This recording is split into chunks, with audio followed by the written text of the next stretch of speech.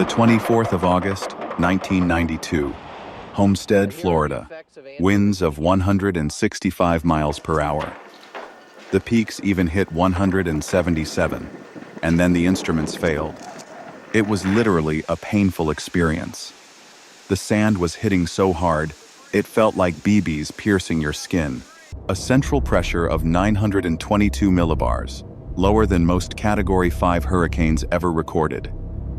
125,000 homes destroyed.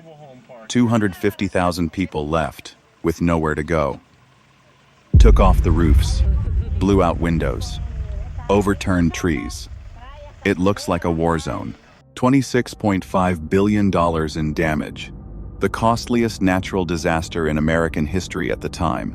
And 4 days later, not a single federal relief team had arrived. But what makes this storm different is that it wasn't supposed to happen at all. This is the story of the storm that shouldn't exist. To understand what happened on the 24th of August, 1992, you have to go back to what South Florida believed about hurricanes. The last major hurricane to make a direct hit on the Miami area had been in 1965. For nearly 3 decades, South Florida had existed in a kind of meteorological grace period, watching storms form, watching them track toward the coast, watching them turn away or weaken before they could do serious damage.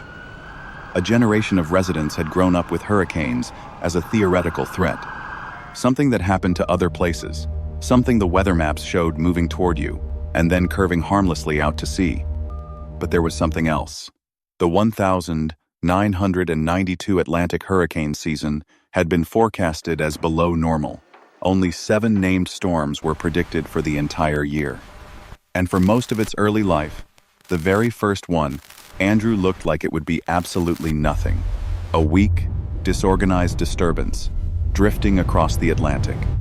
Forecasters monitored it with mild interest and little concern, but that was about to change, in a way that nobody was prepared for. On August 21st, Andrew encountered something that changed everything. The wind shear holding it back suddenly vanished. The storm began to reorganize, slowly at first, then with alarming speed. By August 23rd, it was a Category 5. I don't know. In less than 48 hours, a nearly dead storm had become one of the most powerful Atlantic hurricanes ever observed. Its maximum sustained winds reached 175 miles per hour, and it was heading directly for the most densely populated stretch of South Florida. Evacuation orders went out, but the highways quickly became gridlocked. Andrew was fast and compact, leaving people far less time to escape than the maps suggested. At the very last moment, the storm did something unexpected. It dipped slightly south. Instead of downtown Miami, the eye wall locked onto Homestead. At 5:05 a.m. on August 24th, Hurricane Andrew made landfall. It was a violent, Category 5 fist, driving straight through the coast. Within its compact core, the winds were concentrated to an almost incomprehensible degree. Out there right now, and are you feeling a little concerned for your safety? Not really. It's an old building. It's been through a lot of hurricanes. We've got a wind meter inside, and we got 106 so far, miles per hour. To understand the sheer violence of Andrew, we must look at a measurement taken right as it hit. A dropsund, an instrument dropped from an aircraft directly into the center of the storm, recorded a central pressure of 922 millibars. It remains one of the lowest pressures ever recorded at landfall on American soil. But this was not a sprawling, massive storm like Katrina or Sandy, whose wind fields stretched for hundreds of miles in every direction. Andrew was terrifyingly fast and compact. Its hurricane-force winds extended only about 30 miles from the center. But within that compact core, the winds were concentrated to an almost incomprehensible degree. It was less like a large hand pressing down on the landscape, and more like a tightly clenched fist driving straight through it. The results were unlike anything South Florida had ever experienced. Homestead was essentially erased. More than 99% of the community's mobile homes were completely destroyed. Not damaged, not displaced, destroyed. Their frames twisted into unrecognizable shapes. their contents scattered across fields and roadways for miles. When the sun finally rose, survivors stepped outside into a landscape without reference points. No street signs, no traffic lights, no familiar landmarks. Even the massive, ancient tropical trees that had shaded the neighborhoods for decades were stripped bare, snapped in half, or uprooted entirely. It didn't look like a natural disaster. Survivors and emergency workers described it as looking exactly like a nuclear blast zone. People wandered the streets in total shell shock. And the most haunting detail of all, emerging from the aftermath, was the absolute, dead silence. Even the institutions thought to be invincible were reduced to rubble.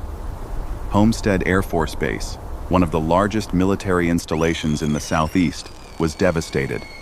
Hangars collapsed. Fighter jets were thrown from their stands like toys.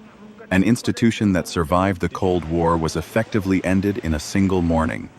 Tens of thousands of people were now living in the ruins. In the sweltering August heat, they had no water, no food, no power, and absolutely no communication. The roads were impassable. The infrastructure was simply gone. But the most terrifying part was what didn't happen next. 4 days passed. The federal response was unacceptably slow. FEMA struggled to coordinate a response to a disaster that had overwhelmed every existing emergency plan. The survivors were left entirely on their own, wondering, where in the hell is the cavalry? With no communication and no police presence, desperation set in. People fought over ice. Families slept in parking lots. Looters moved through neighborhoods because the roads into them were completely blocked to law enforcement. Finally, the military deployed. The National Guard moved in. Tent cities were established. But the damage to the federal government's reputation had already been done. Yet, as the debris was cleared, a new, much darker truth began to emerge from the wreckage.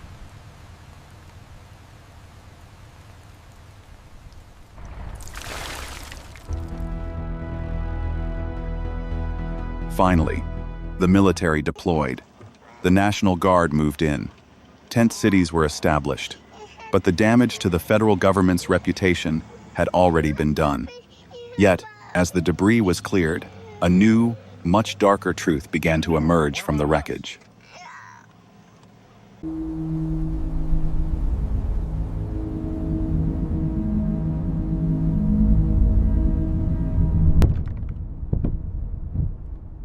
Florida's building codes were supposed to be reasonably strong, but the structures standing in South Florida were subjected to a brutal forensic investigation.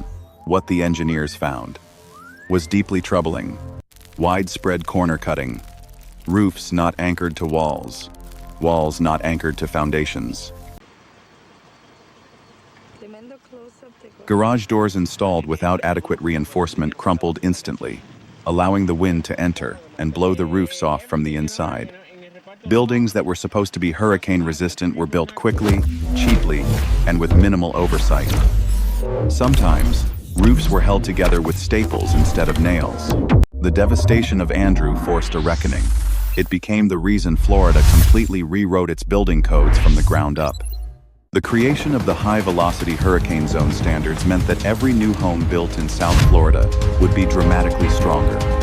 Andrew proved that a storm doesn't have to follow the rules, but the buildings in its path must.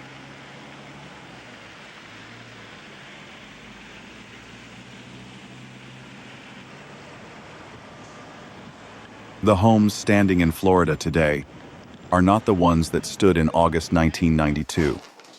And the memory of that terrifying, compact fist ensures they never will be again.